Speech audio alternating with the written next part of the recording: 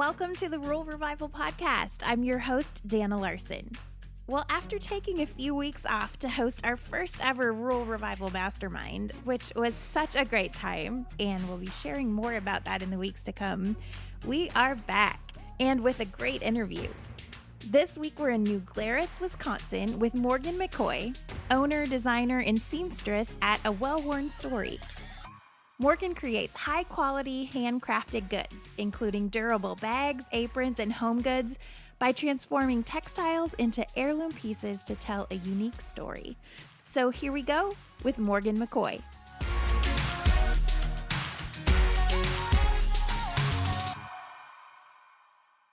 All right, well, we're here today with Morgann McCoy. She is the owner, designer, and seamstress at A Well-Worn Story out of New Glarus, Wisconsin. Yay. Thanks, Morgann. Yeah, thank you so much for having me. I'm excited to be on the show.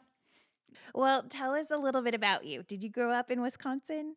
I did not. So I grew up in Northwest Illinois, a tiny little farm town of 480 people, basically all soybeans and cornfields in every direction, and just had the best childhood. Like I feel like everyone who grows up in a really small town would say that, because I just spent my days biking with my brothers, being in the woods, playing baseball, just, yeah, the best kind of childhood. So my mom's sister, my Aunt Vicky, lived up the street, and then my other aunt, her sister Patty, lived outside of town. My grandma lived in town in the other direction, and so I just had family close, and we spent our days hanging out with them. Sunday nights were dinner with the whole fam at my grandma's house, and yeah, so that's probably why I love small towns now, because that's my roots.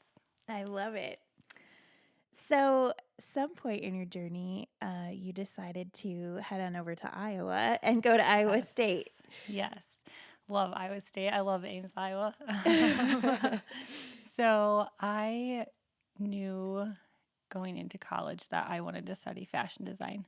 My grandma was a seamstress, and like I said, I spent a lot of time at her house and kind of watched her pull out her sewing machine and work at the dining room table. And then eventually my mom did the same thing. My mom's a seamstress and would make like our Halloween costumes and, mend a pair of pants and things like that, or make my American Girl doll clothes. And I thought that was so cool. But never really, my mom tried to teach me sewing when I was 18 and I was just not having it. So, but I knew that I loved design and I loved working with my hands, and I liked the idea of making something tangible that people would wear that was artful, but it was also super functional. And so, when it was time to go to college, I was looking at all the options, and I knew that I didn't want to go to an art school. Not that there's anything wrong with that, but I really wasn't sure if I wanted to do fashion design or merchandising or what kind of area of the fashion industry I wanted to be in.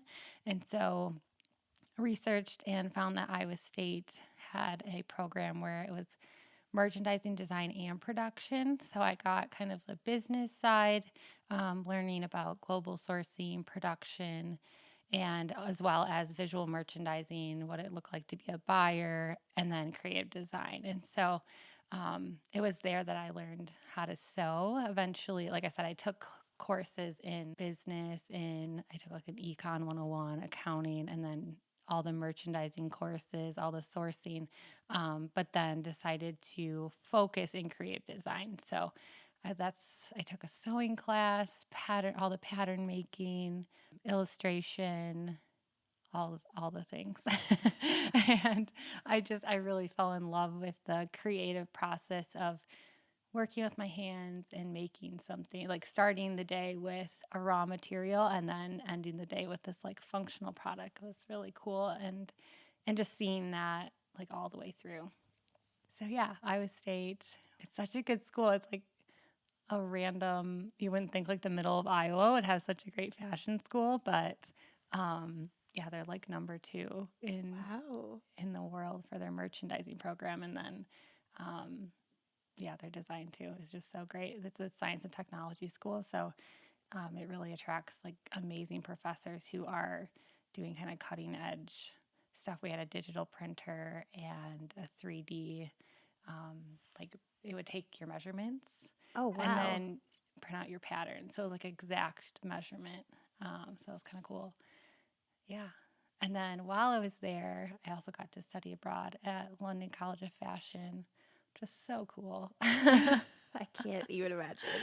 Yeah. While I was there, I took leather making, a shoemaking course, and a corsetry course. So I made my own corset, like Wow. old school 1800s corset, which was super challenging. Kind of got to try out some more difficult sewing there. And yeah, I just fell in love with the process of sewing on an industrial sewing machine and making a durable product that would last a super long time. While I was there, I also took courses. So I took a lot of like creative courses where I was actually making, and then I also took a couple lecture courses as well. And one of my teachers, she would just come in and for an hour just like rant about a problem that was in the fashion industry. And it was so great, like in a good way. Uh-huh. And I feel like a lot of people were kind of bored with it, but I was just like sitting on the edge of my seat, like had this whole notebook taking notes. Like, yes, tell me all the problems that are like in the business, in the fashion industry, so we can figure out like how to fix them. And so one of the things that really struck a chord with me was when she was talking about how most of our clothes are not made in an ethical way. People aren't paid fairly. And so I just knew from that point on that I wanted to work at a company that, or work for myself, Yeah. for somebody who was that was producing something in an ethical way that was making a positive impact, that was paying people fairly and using materials that would get better with age. Yeah, just producing really great products. And so it was from that point forward that I knew, or I thought the seed was planted that I might want to start my own business, because I just knew that I loved to be behind the sewing machine, actually making the product and making something that would enhance people's lives, that would make them feel better and also like function really well, make their life a little simpler. That's great. So do you feel like this idea kind of came out while you were at college, or did you go to college saying, I know I want to do something in fashion and this is my end goal? Or were you kind of just open to wherever that would lead? Yeah, that's a really good question. So I was open to kind of whatever it was going to lead. I knew I just liked fashion design, but it was really once I was in college, and specifically when I was in London, that I knew that I really wanted to create a brand that just made a positive impact, that made people feel good.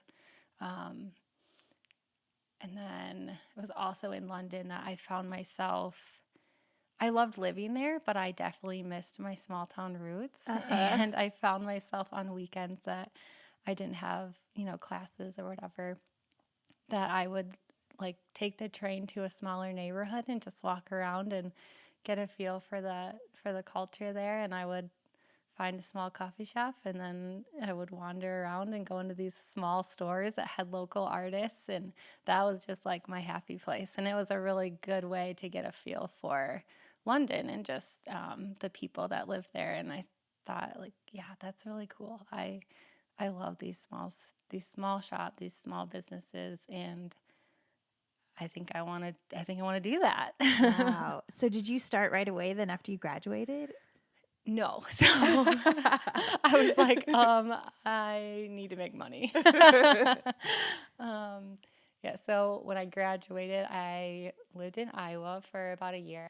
So worked for a custom manufacturer where we worked with companies like Harley Davidson and the U.S. military and SWAT teams and things like that. So really technical sewing. We were making things like leather bags and fireman's vests, and so things that were like potentially going to be in very like intense situations. So you couldn't be like an eighth of an inch off with your sewing. Like it needed to be perfect. Wow. And so getting that like technical experience was so good for me because I realized that I'm actually like a good seamstress and I can make things that are made to last and made to be used. And so it was through that, that I just fell more in love with the industrial sewing and with working with heavyweight canvas and leather.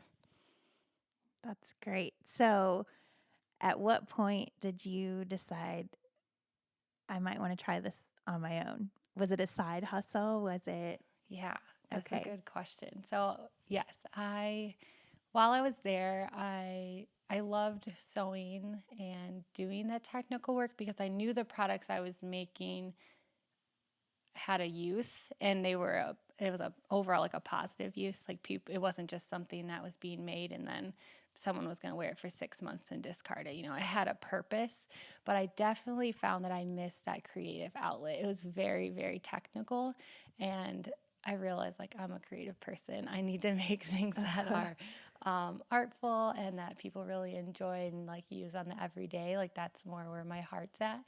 And so while I was working there, I saved up money and I bought my industrial sewing machine for $700. Best $700 I ever spent from a guy on Craigslist, and saved up $5,000. And then after that, I quit my job, but I had part-time work lined up in Illinois in the town that my parents still lived in, where I'm from. And so I moved back there with my machine and all my stuff and $5,000 and a part-time job and was like, okay, I have a little bit of a cushion, enough to start the business, cover all the legal fees and that sort of thing. And if I don't make any money, I still have a part-time job that pays my bills. Yeah. Because I think that's Wow. so real. It's like, yeah, you can have a creative dream, but you need some kind of plan and to actually make it happen. So I wasn't totally jumping off a cliff. Like I had a little bit of a cushion. Yeah. And so then, I lived in Illinois for a couple years and I worked kind of like odd jobs. I had like some babysitting gigs and I worked at a fur and wool company, which is actually really cool to learn about since I love textiles. I was like, that was kind of interesting. And then eventually like worked less and less hours at those jobs and more hours on my business and just slowly started growing it. Wow. So what were some of your first products? Did you have kind of a set idea or were you just experimenting? Yeah, to start, I was kind of experimenting. I knew that I wanted to use reclaimed materials, and so I would go to flea markets, and I was doing this when I lived in Iowa. I would go to flea markets and find like old tents and leather belts and things that were kind of discarded but were still in really good shape. And I would take those and make them into bags and wallets and pillows and kind of just whatever I felt like that fabric wanted to be is what I would do. And then I was also taking on a lot of custom work. So people who had their grandfather's flannel shirt, denim pants, whatever, I would take those things and make it into what they wanted. So it was kind of a mix between those two things. And then I eventually got to the point where I had people asking for, well, if you can do all this with old canvas and old leather, like, can I just have a canvas bag? Like, I don't have any fabric, but could you just make something for me? I was like, yeah, sure. So I eventually got to the point where I had some sizes that I really liked that sold well. And so then I started making those styles in wax canvas and in new leather as well. So now I do mostly that because that's what people buy. So that's what I've been making. But I still love the reclaimed textiles, and I'll go out to flea markets and I'll buy stuff. And then at this point, it's more of like I'll do 10 bags and then launch it as a collection. And then maybe would all have feed sacks on them, or all be old nail aprons, or maybe all have like the same town or been sourced from the same location or something like that. But yeah, mostly do the leather and the canvas bags now. Wow. So once you started you went out on your own, you started making product. How did you start selling it? Was it online? Was it through local shops? So I started by reaching out to a couple local shops, and I started an Etsy shop. Though I knew Etsy because I had bought product off of there before. So I was like, well, this is a good place to start, and it really didn't cost much money to get it up and running. And so started with Etsy, and then I sold in a couple local shops in Illinois. And yeah, that one of the shops in particular, Urban Farm Girl, she's in Rockford. I loved her store so much, and I shopped there a lot. So it was just natural to get my product in there. And she had a large following and really pushed my work. And so that was really just the best. So she would post on Instagram and Facebook, and I got so much work from her. So that was a great way to just get my name out. And then eventually it just became too much work to do all on my own, because I'm making custom work for people, and then I'm going out to flea markets, finding these textiles, bringing them home, washing them, cutting them up, trying to decide what they're going to be, trying to stock her store and my online store. And so then I kind of felt burnt out and decided to take a step back, and I pulled all my product out of stores and just focused on growing my own brand and just selling things online and through Instagram. So did that turn out to be a good decision? Do you feel like it gave It you was. wind in your sails again? Yes, it was a good decision, just because I felt like I had my hands in so many different things, not just with product, but in physical locations. And so I was always just running around, dropping off product. And so being able to say, okay, if you want to buy something, you can go to my online shop, purchase, and then I can package it up and put it in my mailbox, and my post office guy will pick it up. And I don't have to leave. I can just be in my studio making product. And that's really where I do my best work, is when I can just focus in and be behind the sewing machine. Well, I know that you're intentional about the materials that you use in your product. What does that look like? Yeah, so I still use a lot of reclaimed textiles when I can through those collections. And then on top of that, with the canvas and leather, I source all of my canvas that's made in the USA. So that's just a cool way to support another small business is trying to bring textile production back to the US. As most people know, most of our clothes, most of our textiles, and just most of our things are made in other countries and not in an ethical way. And so it's really cool just to be able to, through my business, support other local business or other small business that are doing things ethically. And then leather, I source from kind of wherever I can find it, but I use a lot of scrap. So large manufacturers will sell their smaller pieces by the pound. And so, which a lot of people don't realize. But so if you want to get into leather crafting, that's a really good way to do it. Just buy scrap leather from large manufacturers. So a lot of that is kind of in a way that's reclaimed because it's their leftover. But I'll do that. And then I buy from Horween, which is a leather company in Chicago, which is family run, and their leather is just the best. So buy stuff from there, kind of wherever I can find it. And then my sister-in-law and twin brother, they raise grass-fed beef, and so we get their leather tanned at a tannery in Iowa, in Boone, Iowa, actually, which is right near where I went to school, Yes. which is pretty cool. And so it's tanned there, and the cattle are raised here in Wisconsin, and then it's all sewn here in Wisconsin too. So that's kind of cool, because that's called our homestead collection, because that's 100% Midwest made. We're always trying to find new, better ways to support farmers and just support local. What are some of your favorite pieces or collections that you've gotten to work on? So I always love working with vintage canvas tents or old U.S. military fabric. So the old canvas duffel bags, they just make such good bags. They're waterproof already, and they're super, super durable canvas. And so one of my favorites is probably a family gave me a tent that they used to go camping in when their kids were young. And she's had me make 4 bags out of it for her and then her daughters.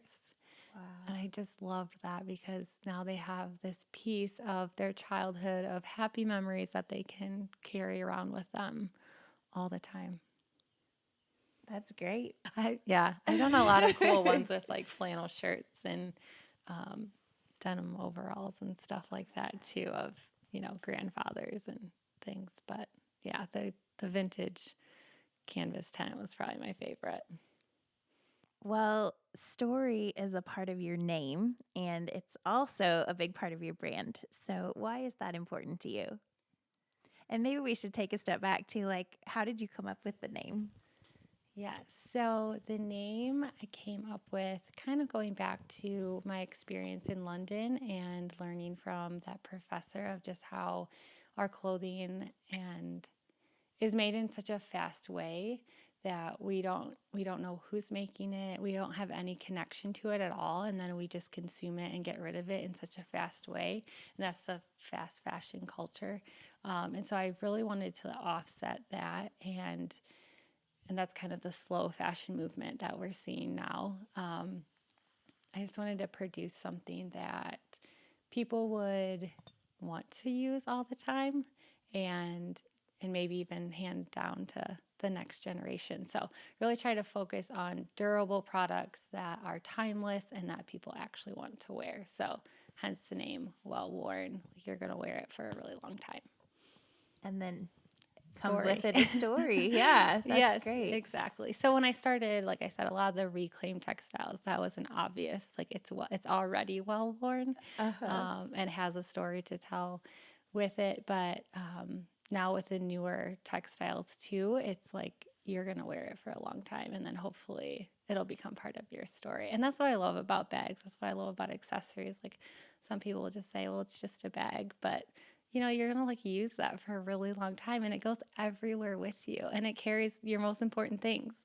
And so I just love that it kind of just becomes part of your story. Like I have a leather bag that I use every single day and it's been with me countless trips to Haiti. And I just love to think that, it holds my sketchbooks, it holds just all of my important things. And I just love to think of all the places it has been with me. Like when I look at it, I just think of all the crazy adventures I've been on this entrepreneurial journey. And yeah, I just love it. Well, mentioning Haiti too, giving back is a big part of your story as well. So share with us a little bit about your heart for that. Yeah, so Haiti was just placed on my heart, and my parents' church were going on a mission trip, and I was going to go, and then it just didn't feel right. It wasn't aligning, and I knew that if I went, I wanted to teach. I wanted to teach sewing. And so I said no to that. And then 2 weeks later, a woman from Chicago reached out to me and said she was starting a nonprofit and it was going to be painted leather goods and she needed a sewing teacher. Oh, wow. I was like, wow, God's hand is in this for sure. So we booked a ticket to Haiti the next day before, like the first day we met. And yeah, I've been along on that journey with her for the last 4 years of starting the nonprofit and shipping an industrial sewing machine into Haiti and setting it up from scratch. We started with one girl and now we employ 7, and they're all females who are transitioning out of orphan care.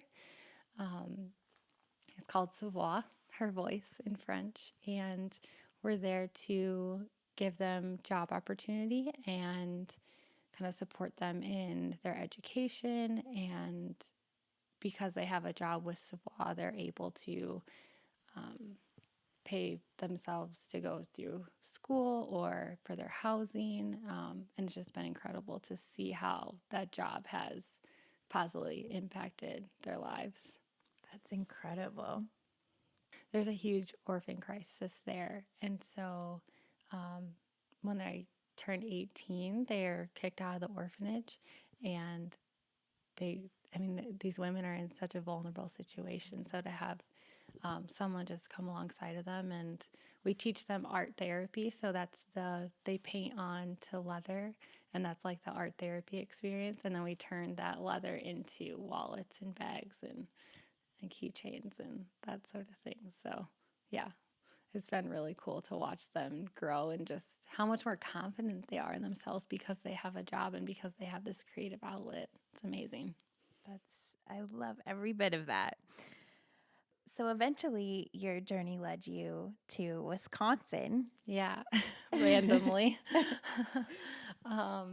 Yeah, so my twin brother and sister-in-law bought this farm just north of New Glarus, and I was at a time in my life where I needed a change, and my brother was like, "You should come here." um, and so, yeah, I found this. I'm just surrounded by entrepreneurs and creative people who have really big dreams, and it's really exciting. What do you love about your small town, your new small town? I love the sense of there's so many people here who really care about where their products are made, and that goes for fashion items and also for food. People just are asking those important questions of how does my purchase affect my local community and the global community as well. Um, yeah, I just love how everyone here really helps each other out. There's the New Glarus Brewing Company, which is everyone knows New Glarus for their spotted cow. And the first time I visited there, you get a token if you buy a beer from them. Then they give you a token, and you have to go downtown to use it. So you get a free beer if you go downtown. And I remember thinking that's so cool because they wouldn't have to do that, but Yeah. they give everyone this token, and then hopefully now they're going to go downtown and they're going to enjoy their experience and they're going to spend money at other local businesses. So it's just little things like that that I think, it only takes one awesome business to then help other local businesses out, and you can grow a great downtown. That's such a unique idea and Yeah, a great one. right? I I love know. that. Yeah. Why is creativity an important part of the story of rural America? You've intentionally chosen to run your business out of a rural location, and a lot of people are doing that. Why is that important? Well, I think that creativity is just important for any human. I think Yeah. having that creative outlet, we all have messy parts of our story. We're all imperfect. And so just having that outlet, I think it's just a game changer. It has been for me. Like when I feel any sort of emotion, it's like I can just pour into my work in a healthy way. Yeah. Yeah. And so I think and I always get my best ideas when my hands are moving, when I'm like physically making a product. And then like I have a little sketchbook that's next to my sewing machine so I can like write down ideas.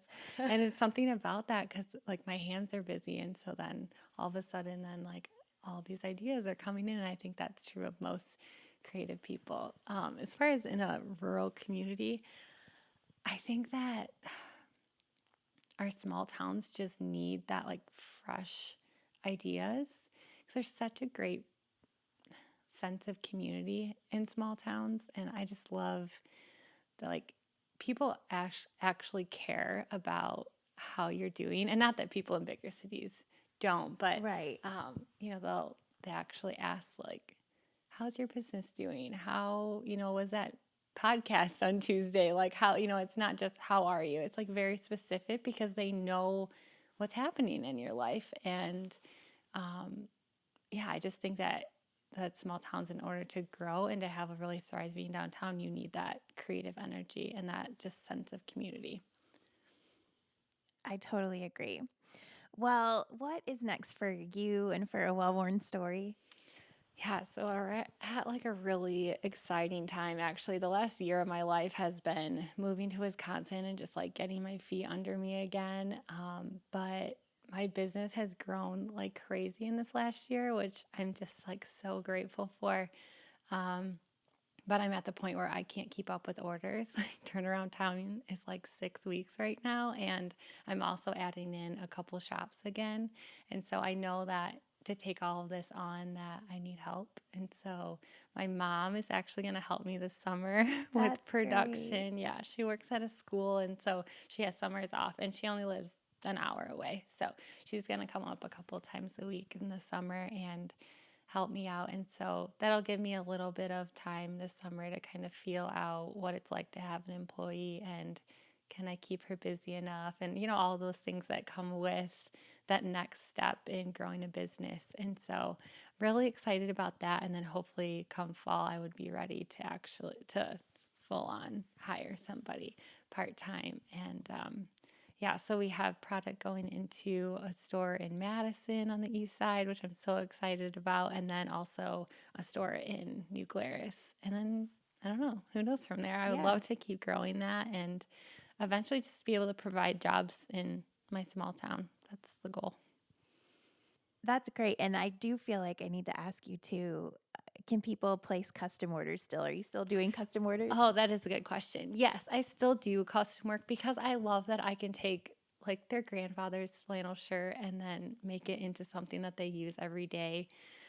So I still do that kind of work. The turnaround time is much longer. It's like a month and a half because it just takes time for them to ship me the product and then to take it all apart, figure out how much fabric is actually there and what's possible of making with it or what I can make with it. So yes, I am still doing that. It's just I don't have as much time to do it. And so I only take on maybe 2 of those a month right now. But again, I'm hoping that with some extra help that you could continue doing it a little bit more. That's great. Well, how do we follow along and keep up with all the fun things you have going on? So I post a lot on Instagram, usually hang out there. So my Instagram is a well-worn story. Follow me there. And then I also am really big on Pinterest. Randomly, I just love Pinterest. So I pin my own work, but then I also pin other ethical fashion brands. So if people are trying to maybe be more conscious about what they're wearing, or maybe even just like some ideas for places to travel in the Midwest, I love cabins and lakes and hiking and biking. And so I'm always pinning ideas for that as well. Sounds good. We'll go check it out. Yeah, thank you. Well, Morgann, thanks for being on the podcast. Yes, thanks so much for coming to Wisconsin and hanging out with me. Yes. It's fun.